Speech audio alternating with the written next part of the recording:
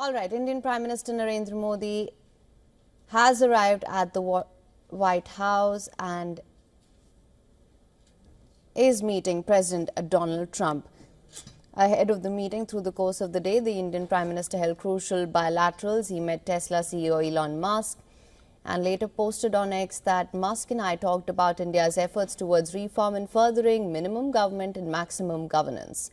It was followed by meetings with Indian origin entrepreneur Vivek Ramaswamy.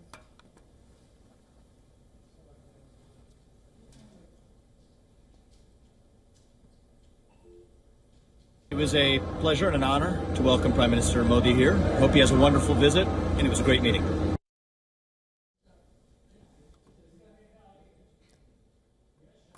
All right, for more on this, we are now being joined by Ms. Catherine Hadda, Senior Visiting Fellow Chair on India and Emerging Asia Economics and former U.S. Consul General in Hyderabad, joining us live on the broadcast from Washington, D.C. Thank you so much for joining us on the broadcast on WION World is One. We just saw a few moments ago Prime Minister Narendra Modi has arrived at the White House. I want to begin by asking you, what are your expectations from this meeting and how do you see the India-US relationship evolving in Trump 2.0? Well, thank you for having me, first of all, and namaskaram to you and to your audience. I would say that I expect this to be a fairly cordial meeting. As you pointed out in the program, it's interesting timing in that the president just announced his intention to impose reciprocal tariffs around the world. But that's a plan to do it. It's not going to happen now. And in fact, his Commerce Secretary said that the recommendations will be made of how to apply the tariffs. There's a lot of uncertainty how it would be done. That won't happen until April 1st. So in a way, this takes the heat off discussing tariffs during this meeting, I would say, because they can just agree to talk, which is something that would have probably happened anyway.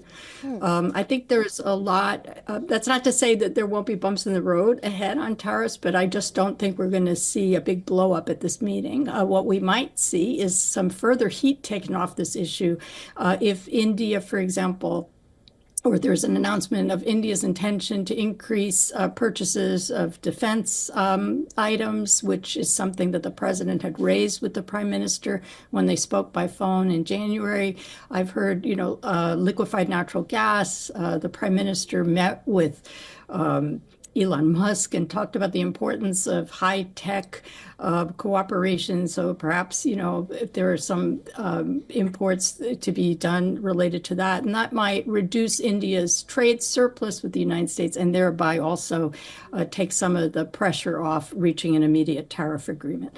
But I would also think that there's quite a large agenda that the two will have. And some of that was, again, pre-shadowed by their conversation in January, just talking about China, its role in the region, the broader issues of Indo-Pacific security. There's also a lot going on in the Middle East right now, which I imagine they will talk about. There's the issue of Russia and Ukraine, and here's an area that really may see reduced tension or disagreement, I wouldn't say tension, between India and the United States, because the Biden administration, as we know, was fairly firm on the need to support Ukraine and how it viewed Russia in this dynamic. And the president has a different perspective, I think it's fair to say. So I think all those things may be discussed. And then there's the undocumented Indian, the deportations, which I'm sure will be raised as well.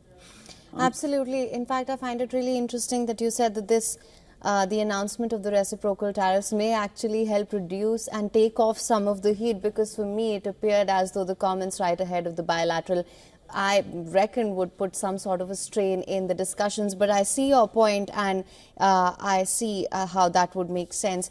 That being said, do you think this is perhaps a negotiation tactic, and perhaps this was just a way to signal what's to come?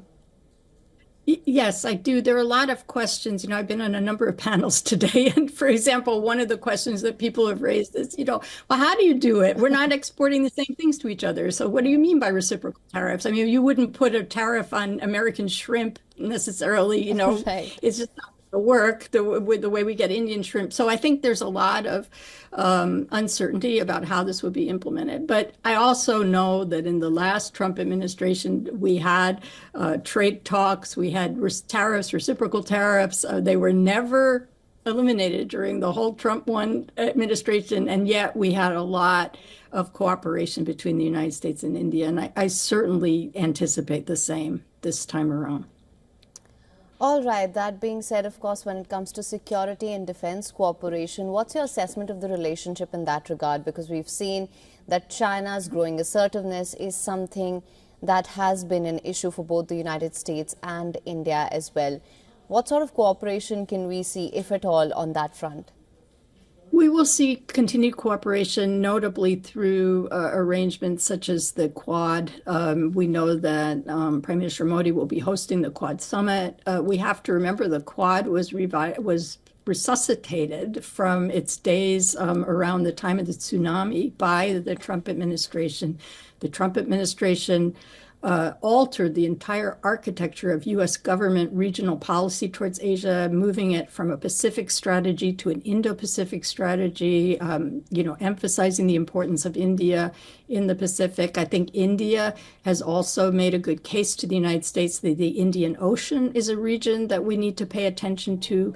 And then the Biden administration, carried all that work forward and elevated it to the level of leaders. And again, in that call in January, which there was a very brief readout, but it was very important from the White House. They did note that the Quad summit would take place in India this year, and it didn't say the president would go, but that was sort of the implication, I believe. So I do think we'll see more regional, smaller groups, bilateral initiatives, because the Trump preference is not for big groups like the G20 so we'll see a lot more smaller group cooperation and bilateral.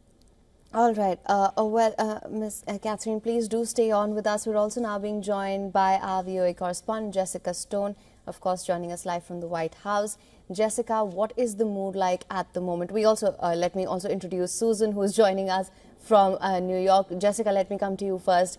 What is the mood like right now? We just saw Prime Minister Narendra Modi enter the White House. I believe the bilateral discussions have begun. Well, the mood out here is still cold and windy, but I think a better question might be, what is the mood in New Delhi now and amongst the Modi delegation once they learn, if they have already learned, or when they learn that this distinction has just been spelled out between actual reciprocal tariffs being implemented with what we thought was an executive order and what in fact is a memorandum ordering a 6-month study, which gives the Modi administration a pretty nice ramp to negotiate themselves out of some of those reciprocal tariffs, or potentially negotiate the type of reciprocal tariffs they would be willing to accept. Not that they will get a choice, but there will be an ongoing negotiation. So I think I suspect there's somewhat a lot of relief inside the Modi camp at the moment that they are not coming into a hostile environment and negotiating against the flow of the river, so to speak.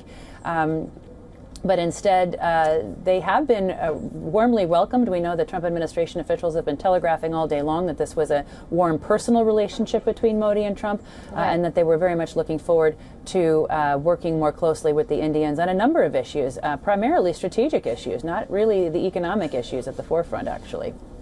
Absolutely, Jessica. Well, there is some relief, of course. Ms. Catherine says as well that this will help take off some of the heat. However, it is 3 a.m. here, so we'll have to wait to see what the true extent of that announcement is going to be. Susan, let me come to you now. Of course, we know that the discussions are underway. We've spoken a lot about trade and tariffs. Susan, what are some of the other key issues that are likely to come up during these discussions?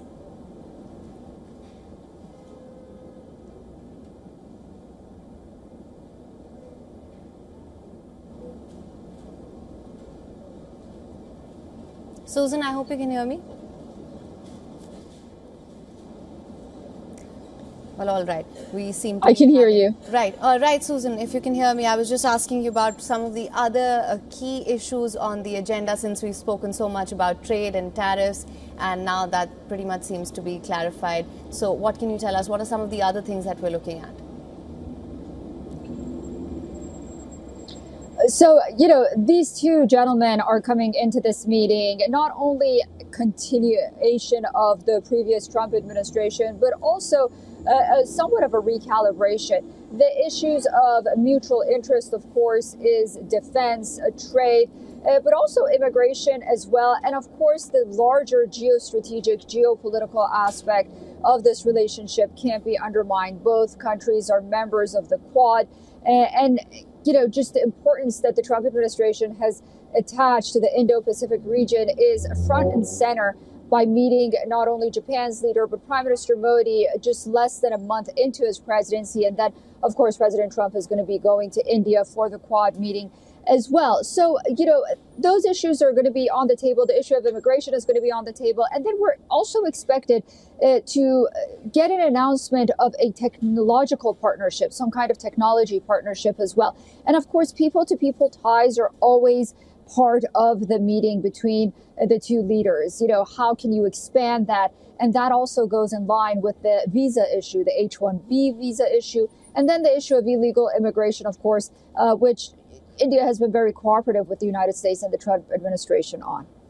All right. Well, Ms. Catherine, thank you so much for staying on with us. Let me just come back to you. And I just wanted to know, of course, we've been talking about defense ties. We've been talking about security cooperation, trade as well. Just ahead of the meeting as well, the senior Trump administration officials was talking about how the India-US partnership is the most critical bilateral relationship of the 21st century. That being said, do you think there are perhaps some gaps that the two sides must work on? Well, I think in general, the trade deficit isn't really the issue. It's the performance in a way of imports and exports generally. And I don't know, at the end of the day, all of this, the high-tech cooperation, who exports, who imports, it's up to our private sectors. But I do think we can set a framework to encourage more cooperation. I think and high tech is an area for that. I did want to just make a quiet note about the immigration issue, because we always say, I said when I was in Hyderabad, the people-to-people ties animate the relationship and they're the foundation. And there's no doubt that's true. And that's why these issues of H-1B and undocumented Indians are super important. The H-1B I'm actually more optimistic about, because I believe that there'll be an increasing pie for if given the attention, for example, in the United States on AI issues. So there may be more room for H-1B workers here. The undocumented Indian one, I have to say, is the issue that I worry a little bit about. India, as you say, is cooperating very well. Taking in undocumented Indians, says it's the United States' right to do that.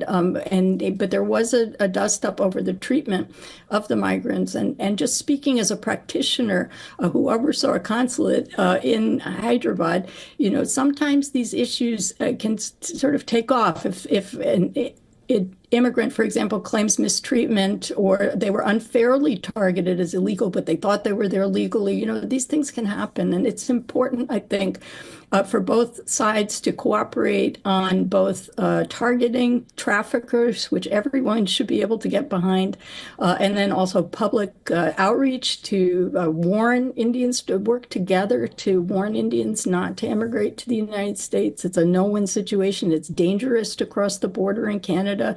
It's been lethal in some cases. So that's the kind of thing I think we need to cooperate on. And I wouldn't take it for granted, because it strikes at the heart of the people-to-people ties. Unlike trade, this is what brings people together, is visas and immigration. All right. Well, Ms. Catherine, Susan and Jessica, thank you so much for joining us live on this broadcast. We'll continue to track all the developments closely. Thank you. For latest news, download the WION app and subscribe to our YouTube channel.